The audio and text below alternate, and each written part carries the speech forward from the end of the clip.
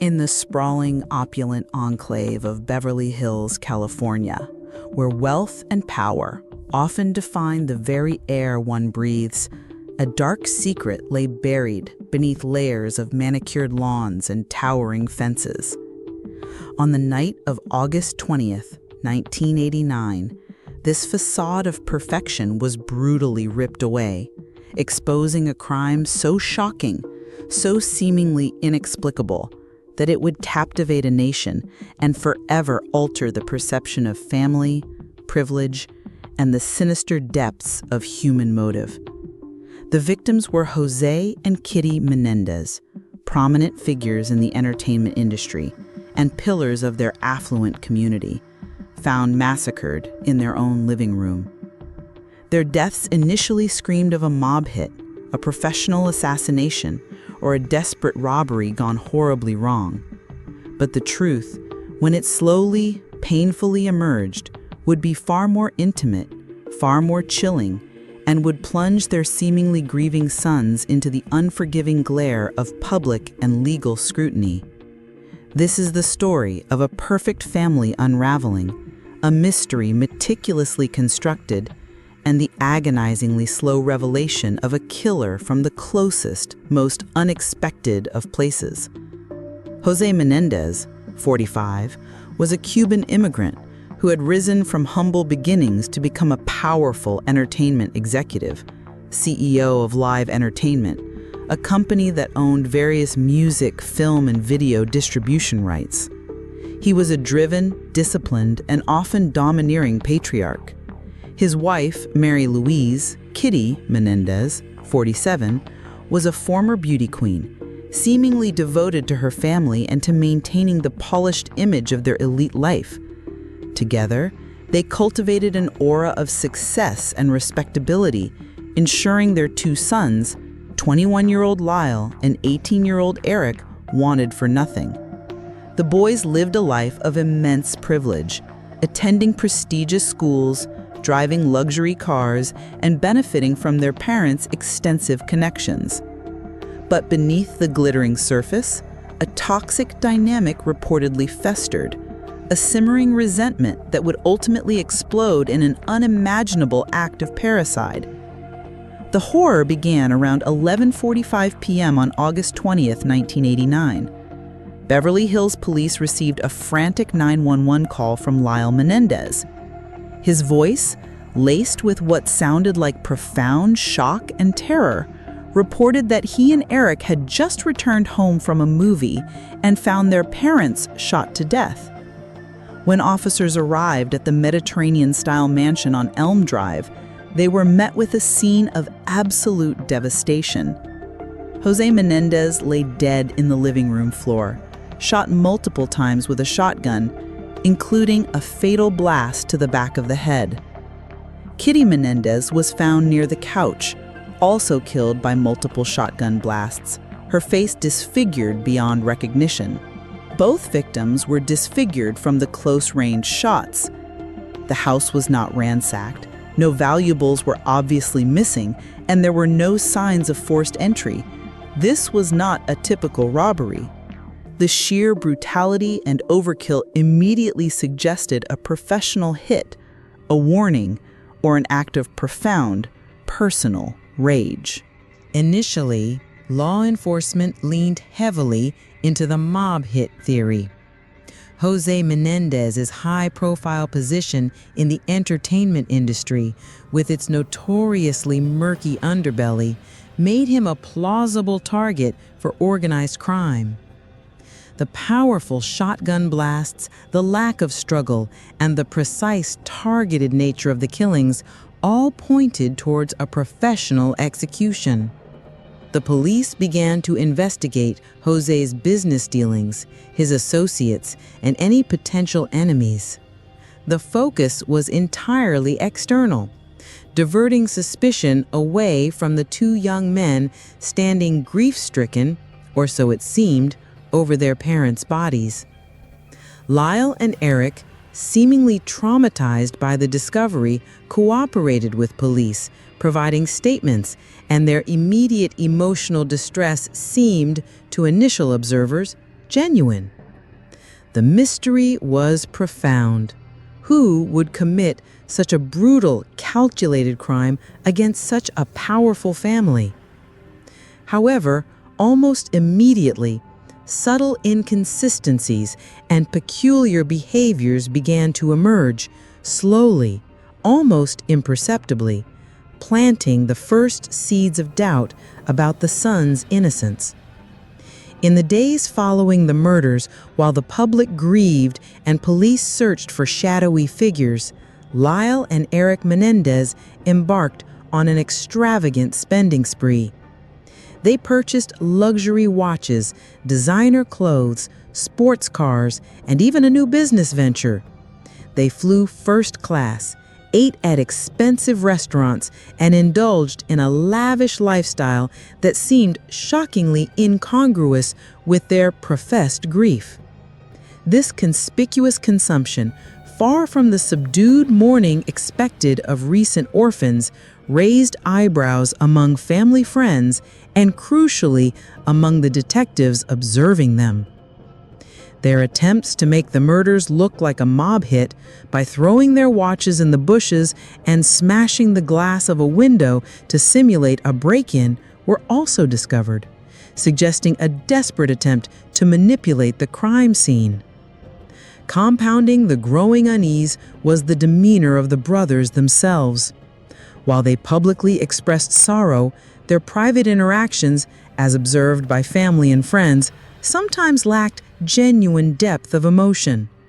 There was a coldness, a detachment that struck some as unsettling. Their initial statements to police were consistent, but subsequent questioning revealed minor discrepancies. The investigation slowly shifted from a broad search for external perpetrators to a quiet, meticulous observation of the two young men who had supposedly discovered the horrific scene. The mystery was no longer who, but could it be them? The unraveling truly began with Eric. Burdened by immense guilt and a fragile emotional state, Eric Menendez began to confide in his psychologist, Dr. L. Jerome Oziel. Over several months, in a series of therapy sessions, Eric slowly, agonizingly began to reveal the truth to Oziel. He confessed to the murders of his parents, detailing how he and Lyle had planned and carried out the killings. This confession was the pivotal, shattering moment where the killer began to emerge from the deepest shadows. However, this revelation was not without its own profound legal and ethical complexities. Dr. Oziel, bound by patient psychotherapist confidentiality, initially struggled with how to handle this information. His live-in mistress, Judalon Smythe, eventually contacted authorities, revealing the devastating secret. Smythe's testimony led to a search warrant for Oziel's office and, critically, the discovery of audio tapes of Eric's confessions. This was the irrefutable evidence that would blow the case wide open. With Eric's confessions now in their possession, law enforcement moved swiftly. In March 1990, nearly 7 months after the murders, Lyle and Eric Menendez were arrested. The arrests sent shockwaves across the nation, transforming the narrative from a professional hit to a chilling case of parricide. The public, who had followed the mob hit theory for months, was stunned. The mystery of who committed the murders was seemingly solved, but a new layer of complexity, and indeed doubt, was about to be introduced by the brothers themselves. The pre-trial period was dominated by legal battles over the admissibility of Eric's taped confessions. The defense, led by Leslie Abramson, argued that the tapes were protected by psychotherapist patient privilege and should be inadmissible. The prosecution countered that the danger to society exception applied, as Eric had confessed to murder. The court ultimately ruled that the tapes were admissible, a critical win for the prosecution that would largely define the ensuing trials. The brothers, once seemingly united in their shared trauma, now stood accused, facing the full weight of the state. The first trial, which began in July 1993, became a national spectacle, broadcast live on court TV, captivating millions. The prosecution, led by Leslie Abramson, painted a chilling picture of two spoiled, entitled sons driven by greed and a desire to escape their domineering father's control. They presented the audio tapes of Eric's confession, detailed the lavish spending, and highlighted the lack of forced entry, arguing that the crime scene was meticulously staged. They asserted that the brothers had acted out of a cold, calculated desire for their parents' $14 million estate. However, the defense, led by lawyers Leslie Abramson for Eric and Jill Lansing, later replaced by Charles Gessler and then Gerald Shaliff for Lyle, presented a shocking and highly controversial counter-narrative that the brothers had murdered their parents not out of greed, but out of fear and a long history of severe emotional, physical, and sexual abuse at the hands of their father, with their mother allegedly complicit. They claimed the shotgun blasts were acts of self-defense, a desperate preemptive strike born of terror and a belief that their parents were about to kill them. This abuse defense was a highly emotional and divisive strategy. Eric testified tearfully about years of alleged torment, describing a life of constant fear and degradation under their father's tyrannical rule. Lyle corroborated his brother's account. This defense strategy was incredibly effective at planting doubt in the minds of the jurors and the public. While the idea of two wealthy, privileged young men brutally murdering their parents out of fear seemed almost unfathomable, the raw emotion of their testimony and the vivid descriptions of alleged abuse resonated with some. It raised profound questions about the nature of family violence, the psychological toll of prolonged trauma, and whether such extreme circumstances could truly mitigate culpability for murder. The initial trials ended in hung juries, with jurors split between murder convictions and lesser manslaughter charges based on the abuse defense.